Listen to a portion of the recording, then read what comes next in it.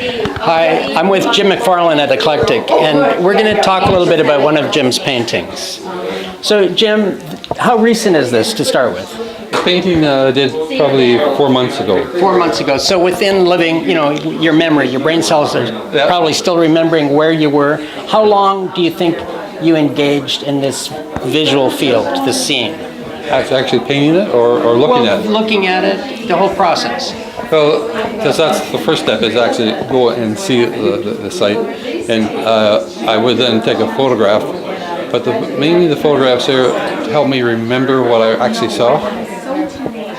So what you actually see is different than what a photograph records, is what Absolutely. you're saying. At least the way that's very interesting. At least the way I do photographs. And I think part of the difference is that we can see or focus better than a photograph is. Usually it focuses on the center of the image, and if that center is actually shining into the bright light, then the foreground all becomes very dark. But it doesn't happen for us when we look that way. So what you're seeing is more, what do you call those rods in your eye that do that functioning, that you have a wider spectrum of that are functioning properly compared to maybe people who watch more than 3 hours of TV a day. Maybe. But because you've got some brilliant color going on in here. It's really interesting the way that you've isolated, the forest, for instance, into like this tone, this tone, this tone, this tone, and then the blending of all of those, like of that palette, like how that creates the illusion that we're looking at a forest. Yeah. How to describe that? You're the illusionist. Sorry about that. Going back to the bottom line, I'm trying to remember the way I visualize it. Yeah. And that's what I'm trying to reproduce. So I guess in the painting process, the first stage is all I'm doing is, I'm not trying to do a thing like a tree. I'm trying to create shapes with the proper values so that they create the right space in the world.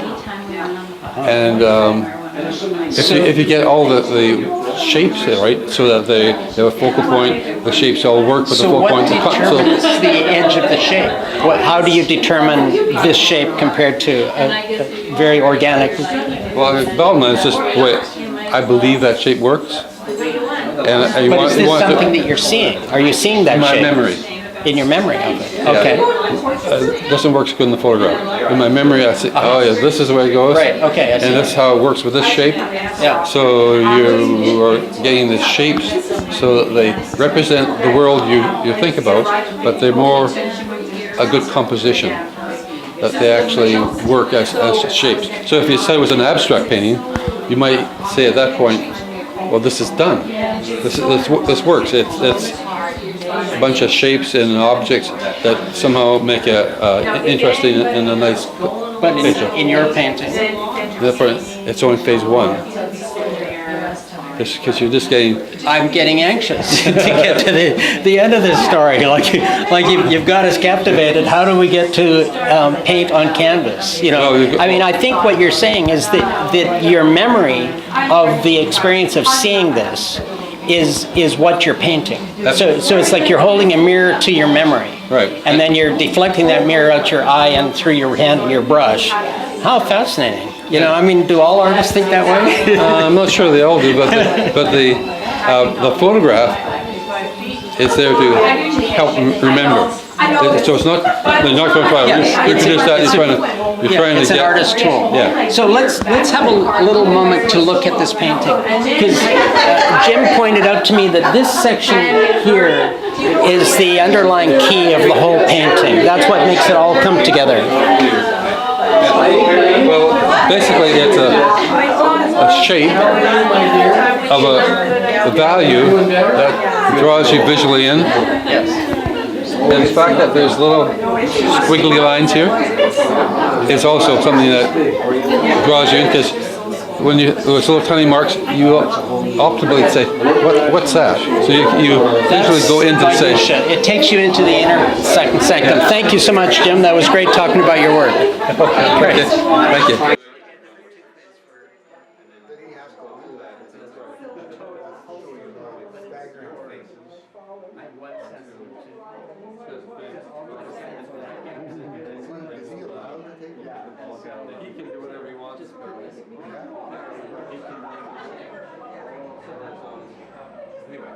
that's why I was calling it to take a quick look. But I noticed when you're moving around, the formations itself, we're in a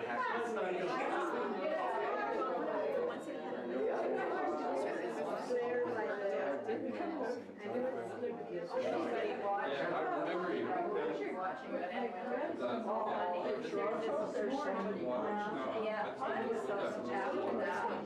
She was telling me.